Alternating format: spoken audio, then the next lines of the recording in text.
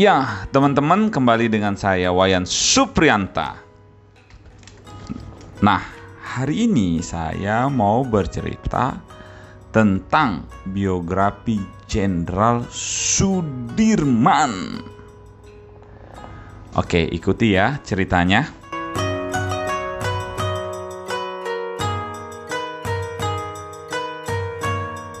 Jenderal Besar TNI Anumerta Raden Sudirman lahir tanggal 24 Januari 1916, adalah seorang perwira tinggi Indonesia pada masa Revolusi Nasional Indonesia. Sebagai Panglima Besar Tentara Nasional Indonesia pertama, ia adalah sosok yang dihormati di Indonesia.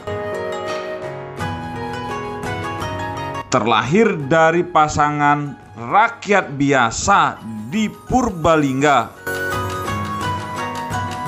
Sudirman diadopsi oleh pamannya yang seorang priai.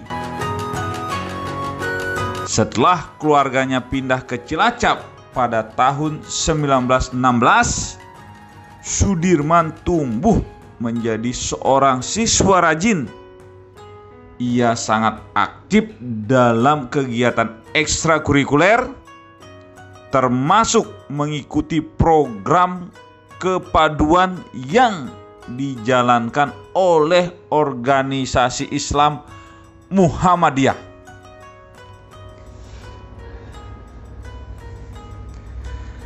Saat di sekolah menengah, Sudirman mulai menunjukkan kemampuannya dalam memimpin dan berorganisasi. Sudirman sangat dihormati oleh masyarakat karena ketaatannya pada Islam. Setelah berhenti kuliah keguruan pada tahun 1936, ia mulai bekerja sebagai seorang guru dan kemudian menjadi kepala sekolah di Sekolah Dasar Muhammadiyah.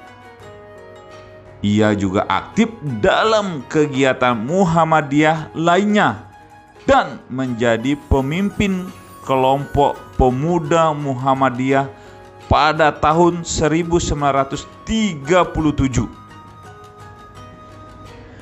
Setelah Jepang menduduki Hindia Belanda pada tahun 1942, Sudirman tetap mengajar. Pada tahun 1944, ia bergabung dengan Tentara Pembela Tanah Air atau PETA yang disponsori Jepang, menjabat sebagai komandan batalion di Banyumas. Selama menjabat, Sudirman bersama rekannya sesama prajurit melakukan pemberontakan hingga kemudian diasingkan ke Bogor.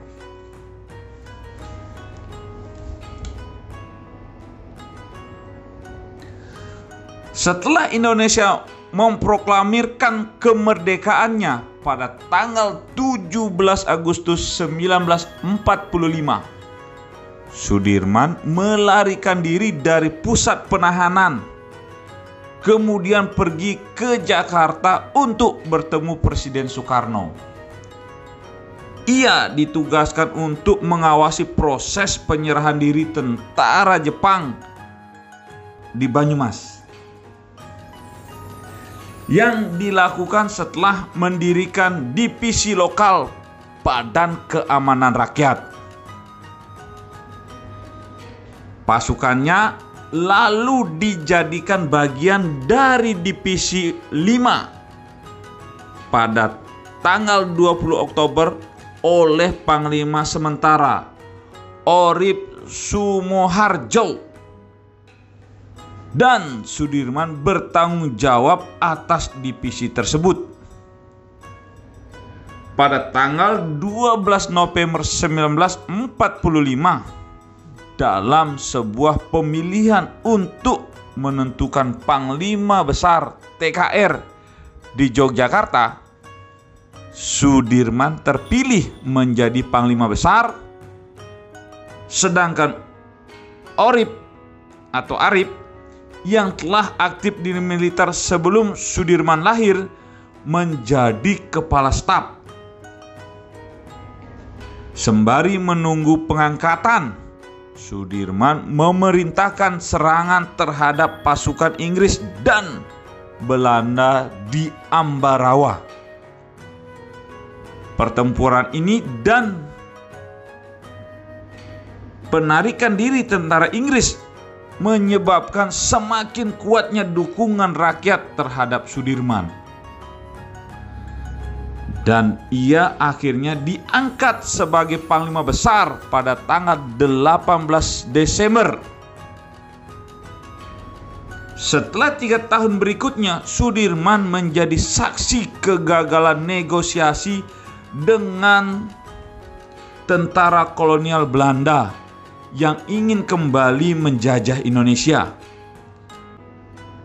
Yang pertama adalah Perjanjian Linggarjati yang turut disusun oleh Sudirman, dan kemudian Perjanjian Renville yang menyebabkan Indonesia harus mengembalikan wilayah yang diambilnya dari agresi militer satu kepada Belanda dan penarikan 3.500 tentara Indonesia. Ia juga menghadapi pemberontakan dari dalam, termasuk upaya kudeta pada tahun 1948. Ia kemudian menyalahkan peristiwa-peristiwa tersebut sebagai penyebab penyakit tuberkulosisnya. Karena infeksi tersebut, paru-paru kanannya dikempeskan pada bulan November 1948.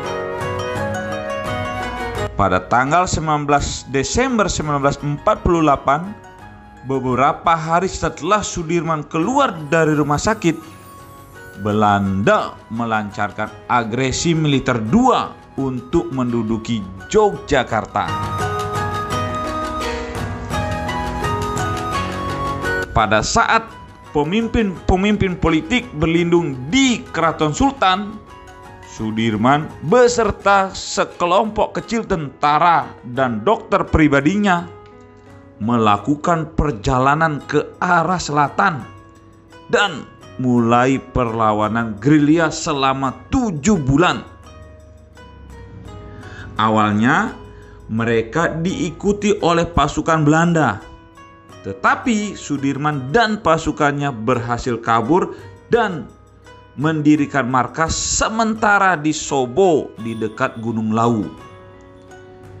Dari tempat ini ia mampu mengomandoi kegiatan militer di Pulau Jawa, termasuk serangan umum 11 Maret 1949 di Yogyakarta yang dipimpin oleh Letnan Kolonel Soeharto.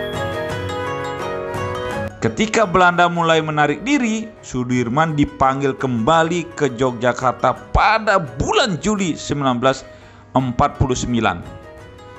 Meskipun ingin terus melanjutkan perlawanan terhadap pasukan Belanda, ia dilarang oleh Presiden Soekarno. Penyakit TBC yang dihidapnya kambuh, ia pensiun dan pindah ke Magelang. Sudirman wafat kurang lebih 1 bulan setelah Belanda mengakui kemerdekaan Indonesia.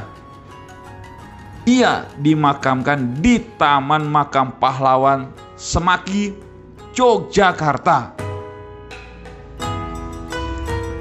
Kematian Sudirman menjadi duka bagi seluruh rakyat Indonesia. Bendera setengah tiang dikibarkan dan ribuan orang berkumpul untuk menyaksikan prosesi upacara pemakaman. Sudirman terus dihormati oleh rakyat Indonesia. Perlawanan gerilyanya ditetapkan sebagai sarana pengembangan esprit de corps bagi tentara Indonesia. Dan rute gerilya sepanjang 100 km yang ditempuhnya harus diikuti oleh taruna Indonesia sebelum lulus dari Akademi Militer. Sudirman ditampilkan dalam uang kertas rupiah keluaran tahun 1968 dan namanya diabadikan menjadi nama sejumlah jalan, universitas, museum, dan monumen. Pada tanggal 10 Desember 1964 ia ditetapkan sebagai pahlawan nasional Indonesia. Merdeka! Merdeka! Merdeka! Itulah cerita singkat dari Jenderal Besar Sudirman. Kalau ada salah kata mohon dimaafkan.